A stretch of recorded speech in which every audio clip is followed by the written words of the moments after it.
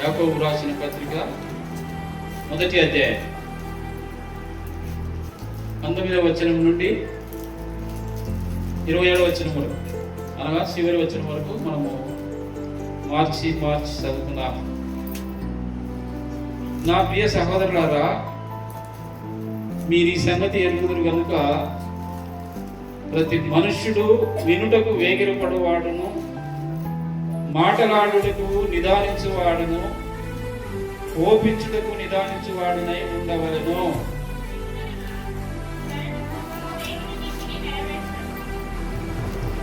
అందుచేత సమస్త కల్మషమును, విర్రవీగుచున్న దుష్టత్వమును మాని లోపల నాటబడి మీ ఆత్మలను రక్షించుటకు శక్తిగల వాక్యమును సాత్వికముతో అంగీకరించుడి.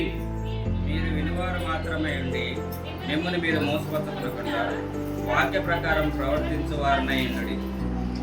ఎవడైనను వాక్యమును వినువాడయ్యుండి దాని ప్రకారము ప్రవర్తింపని వాడైతే వాడు అద్దములో తన సహజ ముఖమును చూచుకును మనుష్యుని పోలి ఉన్నాడు. వాడు తను చూచుకొని అవతలికి పోయి తానెట్టివాడ వెంటనే మర్చిపోను కదా. అయితే స్వాతంత్రమునిచ్చు సంపూర్ణమైన నియమములో తేరి చూచి నిలకడగా ఉండువాడెవడో వాడు విని మరచువాడు కాక క్రియను చేయువాడయ్యుండి తన క్రియలో ధన్యుడగును. ఎవడైనాను నోటికి కళ్ళెము పెట్టుకొనక తన హృదయమును మోసపుచ్చుపరచుకొనుచు భక్తి గలవాడనని అనుకుని ఎడల వాని భక్తి వ్యర్థమే. తండ్రి అయిన దేవుని ఎదుట పవిత్రమును నిష్కలంకమునైన భక్తి ఏదనగా దిక్కులేని పిల్లలను, విధవరాండ్రను వారి ఇబ్బందిలో పరామర్శించుటయు, ఇహలోక మాలిన్యము తనకు అంటకుండా తన్ను తాను కాపాడుకొనుటయు నే. ప్రభు సహాయం కొరకై చిన్న ప్రార్థన చేసుకుందాం. ప్రేమ నమ్మకం గల మా ప్రియ పరలోక తండ్రి, కృపగల ప్రభువా, నమ్మకమైన దేవా, మీ శాశ్వతమైన ప్రేమతో మమ్మల్ని ప్రేమించి నీ కృపను మా ఎడల విడువక ఎడబాయక అనుదినము మీరు చేస్తున్న మేలు ఉపకారాలను బట్టి నీకు వందనాలు చెల్లించుకుంటున్నాను. గడిచిన వారం అంతా మమ్మల్ని అందరినీ కూడా నీ రెక్కల సార్లు భద్రపరిచి కాచి కాపాడి మరి యొక్క ప్రభు దినములో మమ్మల్ని ప్రవేశపెట్టి మీ సన్నిధిలో చేరి నిన్ను ఆరాధించుకున్నటకు, నీ శరీర రక్తాలలో పాలు పంచుకున్నటకు మమ్మల్ని నడిపించినందుకై నీకు వందనాలు చెల్లించుకుంటున్నాను. ప్రభువా, ఏ యోగ్యత అర్హత లేని మా ఎడల మీరు చూపిన మహాప్రేమను బట్టి నీకు వందనాలు చెల్లించుకుంటున్నాను. నేను పరిశుద్ధుడనై ఉన్నాను కనుక మీరును పరిశుద్ధులై ఉండు అని సెలవిస్తూ వచ్చినావు. ప్రభువా, నీకు స్తోత్రములు. తండ్రి, నీవు నమ్మదగిన దేవుడు, మేము నమ్మదగని వారం అయినా కూడా మమ్మల్ని ప్రేమిస్తున్నందుకై స్తోత్రం, వందనాలు చెల్లించుకొనిచున్నాను. ఈ సమయకాలంలో నీ సన్నిధిలో నిలబడుతుండగా ప్రభువా, నీ నోటికి నన్ను కూరగా వాడుకోనండి. తండ్రి, నీ మాటలు వినగలిగిన చెవులు, గ్రహించగలిగిన మనసు మాకు అందరికీ దయచేయండి. ఈ సన్నిధిలో భయము, వణుకు కలిగి క్రమముగా మర్యాదగా జరిగించుటకు సహాయం చేయమని ఈ కూడిక సహవాసమంతా కూడా నీ హస్తగతం చేసుకొనుచు యేసుక్రీస్తు ప్రభు నామములో ప్రార్థించి వేడుకొనుచున్నాము తండ్రి, ఆమేన్. ప్రియమైన సహోదరులారా, ఇక్కడ మనం చదువుకున్నటువంటి ఈ యొక్క లేఖన భావాలను మనం చూసినట్లయితే 2 భాగాలుగా మనము విడదీస్తే 19వ వచనం నుండి 25వ వచనం వరకు ఒక పార్ట్ ఏమిటంటే, ఇది వినాల, దేవుని వాక్యమును వినాలా, దానిని అనుసరించాలి. Here the word of God and follow. వినాలా, అనుసరించాలి. కాబట్టి ఇక్కడ మరి యాకోబు గారు తెలియజేస్తున్నటువంటి విషయం ఏమంటే 19వ వచనంలో, నా ప్రియ సహోదరులారా, మీరు ఈ సంగతి ఎరుగుదురు గనుక ప్రతి మనుషుడు వినుటకు వేగిరపడేవాడుగా ఉండాలి. తర్వాత మాటలాడుటకు నిదానించేవాడుగా ఉండాలి. మూడవదిగా కోపించుటకును నిదానించేవాడుగా ఉండాలి. తర్వాత మరి ఈ విషయం ఎందుకంటే నరుని కోపము దేవుని నీతిని నెరవేర్చదు. నీ కోపము, నా కోపము, మన అందరి కోపము దేవుని యొక్క నీతిని నెరవేర్చదు. మరి మన నీతి నెరవేరుస్తుందా? మన నీతి ఎలాంటిది? మన నీతి ఎలాంటిదంటే మురికి గుడ్డలతో సమానం.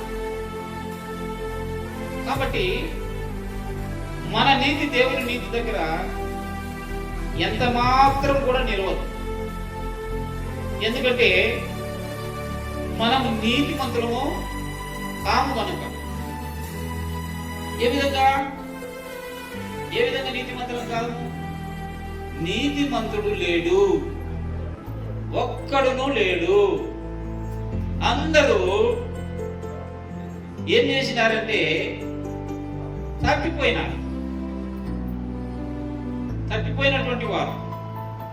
ఏ భేదం లేదు, అందరూ పాపం చేసి దేవుడు అనుగ్రహించిన మహిమను పొందలేకపోయినారు. కాబట్టి మనము ఆ క్వాలిటీకి చెందినటువంటి వాళ్ళు, ఆ వరుసలో ఉన్నటువంటి వాళ్ళు. ఏ వరుసలో అంటే పాపులైన వారి వరుస. మరి పాపులు ఏ విధంగా నీతిమంతులు కాగలుగుతారు? దేవుడు ఒక్కడే నీతిమంతుడు, ఎవరు కూడా నీతిమంతులు కాదు. మరి మనం ఎలా నీతిమంతులం అవుతాము? ఎలా అవుతామంటే రోమీయులకు రాసిన పత్రిక 5వ అధ్యాయము 9వ వచనంలో మనం చూస్తే, యేసుక్రీస్తు రక్తము వలన మనము నీతిమంతులముగా తీర్చబడి ఉన్నాం. అంతే, మనలో ఏమాత్రం కూడా నీతి అనేది లేదు. అందరం కూడా పాపల వరుసలో ఉన్నాం. అయితే ప్రభు అయిన యేసుక్రీస్తు వారు ఈ లోకానికి వచ్చి కలువరి శిలువలో ఆయన చిందించినటువంటి ఆ రక్తము ద్వారా మనము నీతిమంతులముగా తీర్చబడి. ఇది కేవలం మన కెపాసిటీ కాదు. It is only grace of God. ఇది కేవలము దేవుని యొక్క కృప మాత్రమే. మనలో ఏమాత్రము అర్హత లేదు. దేవుడే ఆ అర్హతను మనకిస్తూ వచ్చినాడు. కనుక మనము వినేవారంగా ఉండాలి. ఎందుకు వినాలి? వినుట వలన విశ్వాసం కలుగుతుంది. ఏమి వినాలి? దేవుని గురించిన మాట వినాలి. అంటే వినటం ఏంటంటే దేవుని మాట వినాలి. చాలా మంది ఈ లోకంలో దేవుని మాటలు పక్కన పెట్టి మనుషుల మాటలనే వింటున్నారు. అంటే దేవుడు అంటే లెక్కలేనితనం అయిపోతుంది. దేవుడు అంటే కేర్ చేయనటువంటి పరిస్థితిలో ఉంటున్నారు. అయితే ఒక దినము రాబోతుంది. ఆ దినము ఎలా ఉంటుందంటే ఆ అగ్ని దిగి వస్తుంది, అగ్నిలో కాల్చబడిపోతుంది. దేవుని మాట విన్నట్లయితే నీకు రాబోకు ఉగ్రత నుండి ఎలాంటి ఇబ్బంది ఉండదు. దేవుని మాట వినకపోతే ఆ ఉగ్రత నుండి తప్పించేవాడు ఎవ్వరూ లేరు. Jesus Christ is only our saviour. ఆయన మాత్రమే మన రక్షకుడు, మనల్ని రక్షించగలిగిన సామర్థ్యము కలిగినటువంటి దేవుడు ఆయన. కనుక ప్రియమైన సహోదరులారా, మొదటగా ఏం చేయాలట? వినేవాళ్ళంగా ఉండాలి. తర్వాత ఏం చేయాలా? ఫాలో. యోహాను సువార్త మొదటి అధ్యాయంలో మనం చూస్తాం. అక్కడ పేతురు మరి యేసు ప్రభువును కనుగొని వాళ్ళ అన్నకు చెప్తాడు. ఎవరికి? అంద్రేయ గారికి చెప్తాడు. రెండవ రోజు వాళ్ళు ఏం చేస్తారంటే యేసు ప్రభువును వెంబడిస్తారు. They followed Jesus Christ. వాళ్ళు ఏం చేసినారు? యేసు ప్రభువును వెంబడిస్తూ వచ్చారు, అనుసరిస్తూ వచ్చారు. ఎక్కడికి పోయినా కూడా ఆయన బోధనను అనుసరిస్తూ వచ్చారు. మనం కూడా దేవుని యొక్క వాక్యము వినేవారంగా ఉండాలి, దేవుని అనుసరించే వారంగా. కనుక మనం ఈ చివరి దినాలలో ఉంటున్నాం, అంత్య దినాలలో ఉంటున్నాం, మరి రాకడకు సమీపంగా ఉంటున్నాం. పరీక్షించుకోవాలి మన విశ్వాస జీవితాన్ని. దేవుని వాక్యాన్ని మనము ఎంతవరకు వింటున్నాము, విన్న వాక్యాన్ని మన హృదయంలో ఎంతవరకు ఉంచుకుంటున్నాము, తర్వాత ఏ విధంగా దేవుని వాక్యాన్ని అనుసరిస్తున్నాము, దేవునిని మనం ఏ విధంగా ఫాలో అవుతున్నాము అనేది కూడా మనము పరీక్షించుకోవాలి. ఒకవేళ అనుసరించడంలో పడిపోతే ఏమవుతుంది? మనం నడుస్తూ ఉంటాము, నడుస్తున్నటువంటి ఆ తరుణంలో ఎక్కడన్నా పడిపోయినట్లయితే ఏమవుతుంది? మనకి దెబ్బలు అవుతాయి, గాయాలు అవుతాయి, హాస్పిటల్ పాలవుతాయి.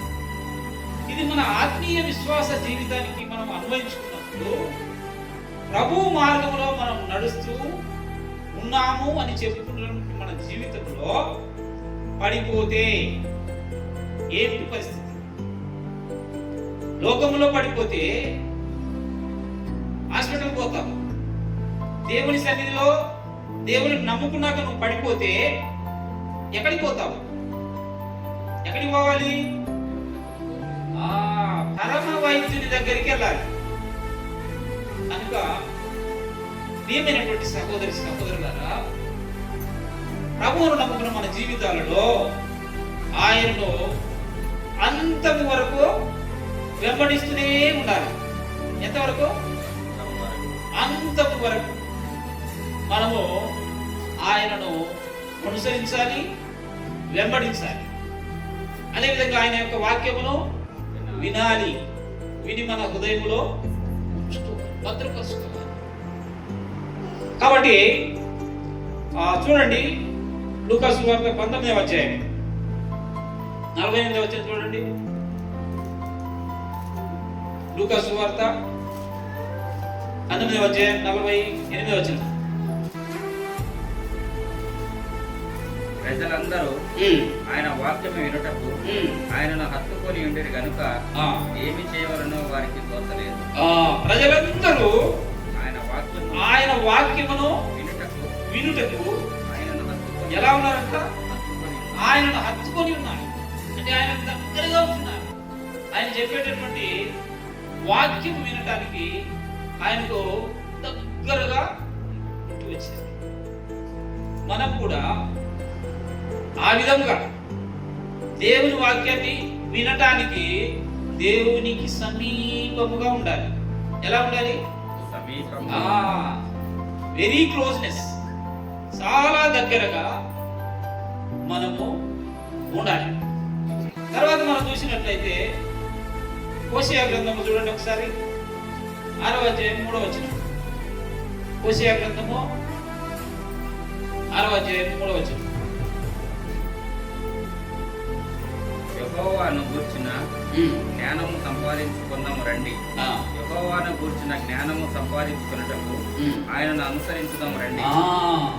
యెహోవాను గూర్చిన జ్ఞానము సంపాదించుకుందాము రండి. యెహోవాను గూర్చిన జ్ఞానము సంపాదించుదాము, ఆయనను అనుసరించుదాము రండి. దేవుని జ్ఞానము గురించి మనము ఆయనను అనుసరించే వారంగా, ఆయనను వెంబడించే వారంగా ఉండాలి. మరి మన జీవితం ఏ విధంగా ఉంటుంది? దేవుని జ్ఞానమును అనుసరించడానికి ఉంటున్నామా? దేవుని జ్ఞానము మనం కోరుకుంటున్నామా లేదా? చెప్పండి. కనుక ప్రియమైనటువంటి సహోదరులారా, మన యొక్క ఆత్మీయ విశ్వాస జీవితాన్ని వాక్యపు వెలుగులో పరీక్షించుకోవాలి. రెండవదిగా మనం చూసినట్లయితే చూడండి, 26, 27 వచనాలు చూడండి. అయితే స్వాతంత్రము చూడండి, అయితే స్వాతంత్రమునిచ్చు సంపూర్ణమైన నియమములో తేరి చూసి నిలకడగా ఉండు వాడెవడో వాడు విని మరచువాడు కాక క్రియను చేయువాడునయ్యుండి తన క్రియలో ధన్యుడగును. విని మరిచేవాడుగా ఉండకూడదు. మనం ఏం చేస్తాం?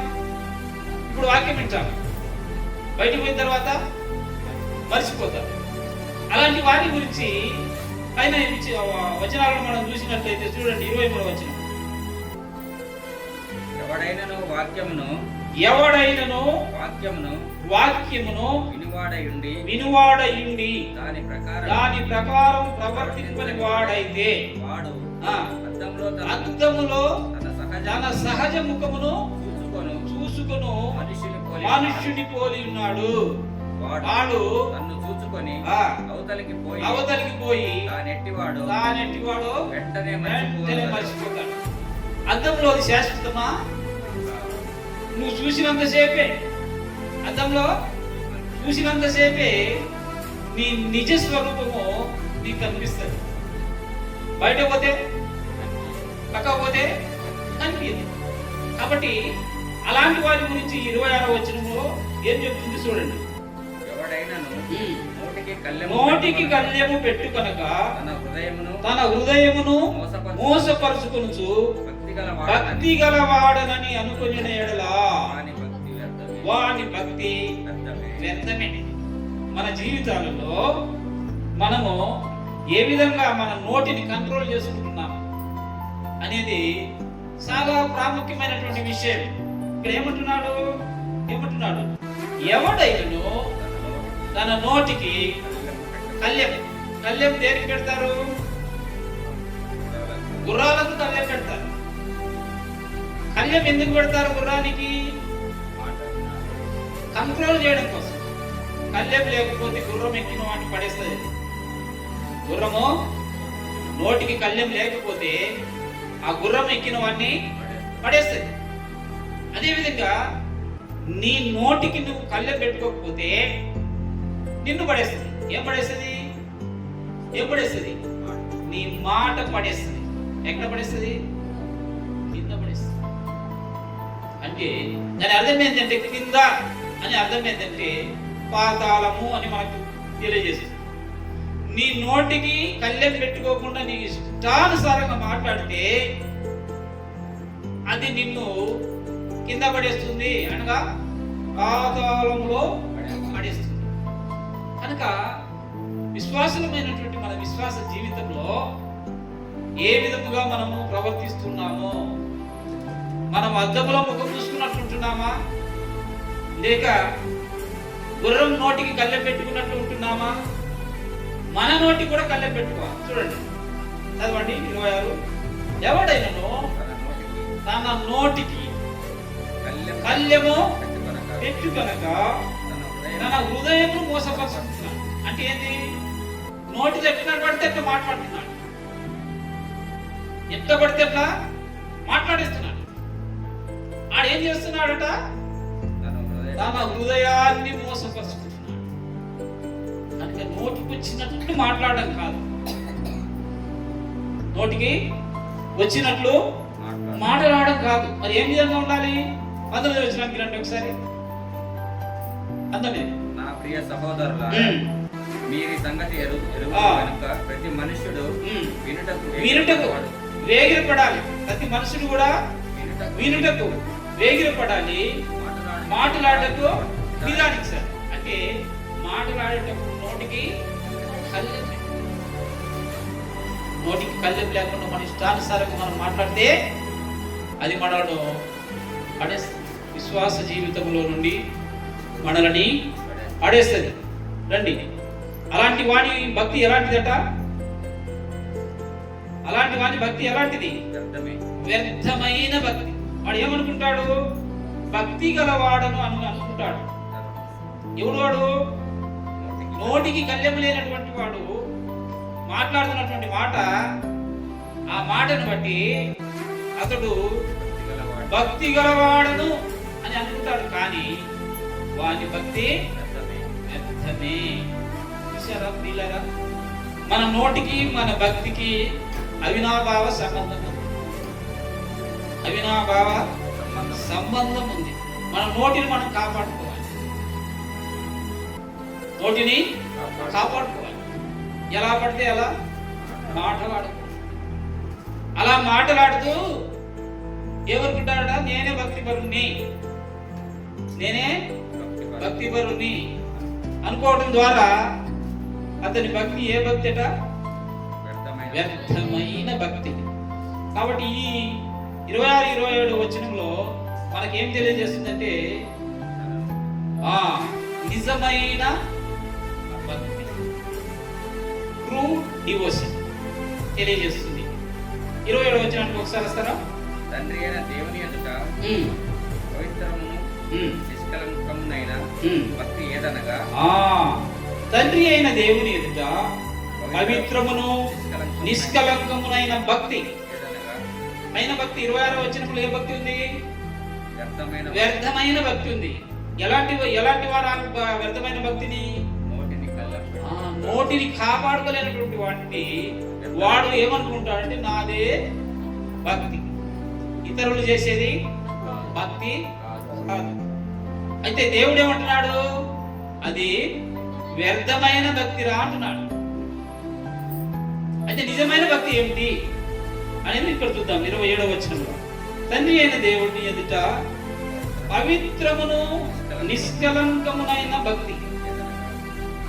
ఏ భక్తి అట? పవిత్రమును నిష్కలంకమైన భక్తి. ఏమిటి అనేది చెప్తున్నాడా? దిక్కులేని పిల్లలను, విధవరాండ్లను వారి ఇబ్బందిలో పరామర్శించుటయు, ఇహలోక మాలిన్యము అంటకుండా తమ్ము తాను కాపాడుకోవాలి. ఈ లోక మాలిన్యం ఏముంటది? ఈ లోక మాలిన్యం అంటే, ఈ లోక మాలిన్యం అంటే ఏంటి?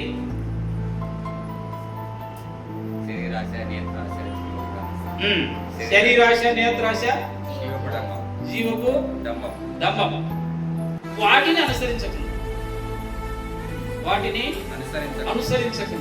మరి ఏం అనుసరించాలంటున్నాడు? ఏమంటున్నాడు? దిక్కులేని పిల్లలను, విధవరాండ్లను వారి ఇబ్బందిలో పరామర్శించడం. ఇబ్బందులు వస్తుంటాయి, సంఘాలలో ఇబ్బందులు వస్తాయి కదా, రావా? వస్తాయి. వచ్చినప్పుడు ఏం చేయాలా? వారి దగ్గరికి వెళ్ళి వారిని పరామర్శించి వారిని ఆదరించి రావాలి, వారికి హెల్ప్ చేయాలి. అంతేగాని చాలా మంది ఏమనుకుంటారు? బాగా అయింది, వాళ్ళకి మంచిగా అయిందంట, ఏదైనా జరిగితే మంచిగా అయిందంట. అలా ఉండకూడదు. అలాంటి భక్తి ఏదైతే వ్యర్థమైన వ్యర్థమైన భక్తి. మరి నిజమైన భక్తి ఏంటంటే వారిని పరామర్శించాలి, వారిని ఆదరించాలి, వారిని ప్రేమించాలి. వాళ్ళు మనోళ్ళు కాదు, మనం ఎందుకు ప్రేమిస్తాము? మన సంఘం కాదు కదా, వాళ్ళని ఎందుకు ప్రేమించాలి అని అనుకోకూడదు. ఏ సంఘం అనే కానీ ప్రభు రక్తంలో కడగబడినటువంటి వారే కదా, కడగబడినటువంటి వారు. అది అలాంటి వారిని మనం పరామర్శించాలి. ఇంకేం చేయాలి? ముఖ్యమైన విషయం ఉంది ఇక్కడ. ఏమిటంటే ఇహలోక మాలిన్యము తనకంటకుండా తను తాను కాపాడుకోవాలి. మీరు ఎవరైనా కుమ్మరి పురుగును చూసారా? కుమ్మరి పురుగును చూసారా ఎవరైనా? చూడలేదా? ఎక్కడ ఉంటుంది అది? ఏమి? బురదలో ఉంటుంది. Very good. అది బురదలో ఉన్నటువంటి వాటినే తింటుంది, బురదలోనే తిరుగుతుంటది. కానీ బురదలో నుండి బయటకు రాగానే అస్సలు బురద అంటుంది దాన్ని. అది నివసించేది ఎక్కడ? బురదలో. తినేదేమిటి? బురదలో. అయితే ఆ బురద అనేది దానికి అంటదు, చాలా నీట్గా ఉంటుంది. అదేవిధంగా కమలం పువ్వు చూసారా? కమలం పువ్వు లేదా దాన్ని ఇంకొక మాట అంటారు తామర పువ్వు, ఇంకా కలువ పువ్వు కదా. అది ఎక్కడ అది మొలిసేది ఎక్కడ? బురదలో. బురదలో నుండి అది పెరిగి వస్తుంది, మంచిగా పువ్వు వికసిస్తుంది, చూడడానికి అందంగా ఉంటుంది. కానీ బురదలో నుండి వచ్చినటువంటి ఆ పువ్వుకు బురద అంటారు. నీ జీవితము అలా ఉండాలి. ఎలా ఉండాలి? ఎలాగంటే ఆ కమల పువ్వుకు ఏ విధంగా బురద అంటదో ఆ బురద అలా అంటకుండా ఉండాలి. లేదా ఆ కుమరి పురుగు ఏ విధంగా బురదలో ఉంటుందో ఆ పురుగు బురద అంటకుండా పరిశుద్ధమైన జీవితం జీవించాలి. ఏ జీవితమో? పరిశుద్ధమైన జీవితం జీవించాలి.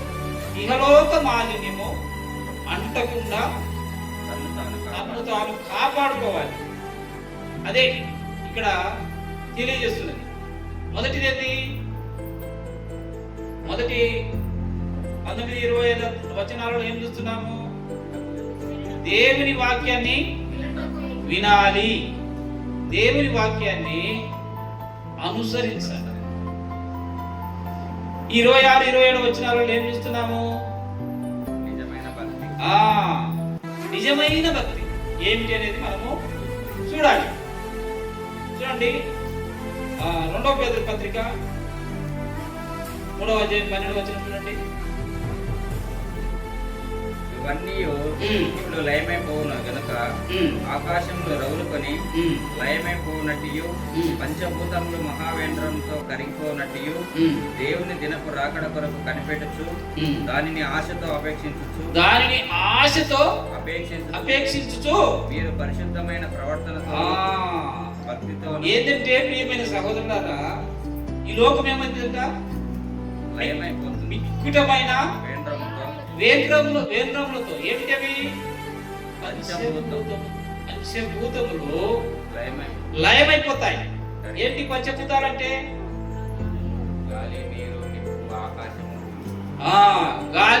నిప్పు, ఆకాశము, భూమి. ఇవి లయమైపోతాయి. ప్రకటన గ్రంథంలో మనం చూస్తాము. ఏం చూస్తామంటే గాలిని దేవుడు పట్టేస్తాడు. ఏం పట్టేస్తాడు? గాలిని పట్టేస్తాడు. గాలి ఆడదు. గాలి ఆడకుండా మనిషి ఎన్ని రోజులు బతుకుతాడు? ఎన్ని రోజులు బతుకుతాడు మనిషి? బతుకుతాడా? కాబట్టి ఈ పంచభూతాలు ఏవైతే ఉన్నాయో అవి లయమైపోతాయి. లయం అంటే మాయమైపోతాయి, కనిపించవు. ఇవన్నీ కూడా కనిపించదు. పర్వతములు, గాలి, ఈ భూమి అన్ని కూడా ఏమైపోతాయంటే దేవుని సన్నిధిలో నుండి పారిపోతాయట. ఏమైపోతాయి? పారిపోతాయి. భూమి ఏం పారిపోతుందట. మరి భూమి మీద ఉన్న నీ పరిస్థితి ఏంటి? భూమి లయమైపోతే భూమి మీద ఉన్న నీ పరిస్థితి ఏమిటి? నాకేం కాదులే అని అనుకున్న వాళ్ళు ఎంత ఎవరున్నారో చెప్పండి. ఎవరైనా ఉన్నారా అలాగే చెప్పేవాళ్ళు? భూమి లయమైపోతే నాకేం పర్వాలేదు అని వాళ్ళు ఉన్నారా? ఉన్నారా లేరా? ఎవరున్నారు? ఆయన యందు విశ్వాసం వచ్చినటువంటి వాడు, ఆయన రాకడ కొరకు నిరీక్షణ కలిగి ఎదురు చూస్తూ ఉండేటువంటి వారు. వాళ్ళకు భయం ఉండదు. ఎందుకు భయం ఉండదు? ఇవన్నీ ఎప్పుడు లయమైపోతాయి అంటే సంఘము ఎత్తబడిన తరువాత లయమైపోతాయి. సంఘము ఎత్తబడిన తర్వాత, ఎత్తబడే సంఘములో నీవు ఉన్నట్లయితే ఈ భూమి ఏమైపోయినా, దాని మీద ఉన్న కృత్యములు కాలిపోయినా ఏమి ఇబ్బంది ఉండదు. ఎందుకు ఇబ్బంది ఉండదంటే నీవు ప్రభువుతో కూడా ఎత్తబడతావు, ఆయనతో కూడా ఉంటావు. కాబట్టి ఈ భూమి మీద ఏమి జరిగినా నీకు ఏమి ఇబ్బంది. కాబట్టి ఏమైనటువంటి సహోదరులారా, ఆ పరిస్థితి త్వరలోనే రాబోతుంది. ఆ పరిస్థితి త్వరలోనే రాబోతుంది. కనుక ఇంకా రక్షణ పొందకుండా, ఇంకా మారు మనసు పొందకుండా, ఇంకా బాప్తిసం పొందకుండా ఉన్నట్లయితే వారి పరిస్థితి విడువబడే పరిస్థితి. విడువబడితే ఏమైపోతారు? పంచభూతాలతో పాటు వారు కూడా లయమైపోతారు. కనుక ప్రియమైన సహోదరి సహోదరులారా, దేవుని సన్నిధిలో వినేవారుగా ఉండాలి. దేవుని వాక్యాన్ని వినేవారుగా ఉండాలి. ప్రభువును అనుసరించేవారుగా ఉండాలి. వెంబడించేవారుగా ఉండాలి. అదేవిధంగా నిజమైన భక్తి కలిగిన వారుగా ఉండాలి. లేని ఎడల ఏ భక్తి అయితే అది వ్యర్థమైన భక్తి. వ్యర్థమైన భక్తి మనలని కాపాడలేదు, మనలని కాపాడలేదు, మనలని పరలోకానికి తీసుకొని వెళ్ళలేదు. ఏ భక్తి? వ్యర్థమైన భక్తి. మై డియర్ ఫ్రెండ్స్, ఇప్పుడే ఆలోచన చేసుకోండి. దేవుడు మీకు అవకాశం ఇస్తున్నాడు. ఈ అవకాశం ఉన్నప్పుడే ప్రభువునందు విశ్వాసం ఉంచి, ప్రభువును విశ్వసించి, దేవుని వాక్యాన్ని విని అనుసరించి రక్షణ పొంది, మారు మనసు పొంది, బాప్తిస్మం తీసుకొని ప్రభు సంఘంలో చేరాలి. ఎత్తబడే సంఘంలో చేరాలి. సార్వత్రిక సంఘంలో చేరాలి. ఆ విధంగా చేరినప్పుడు ప్రభు మనలో తనతో కూడా పైకి ఎత్తుకొని పోతాడు. ప్రార్థన చేసుకుందాం. అందరూ కూడా మోకరించండి.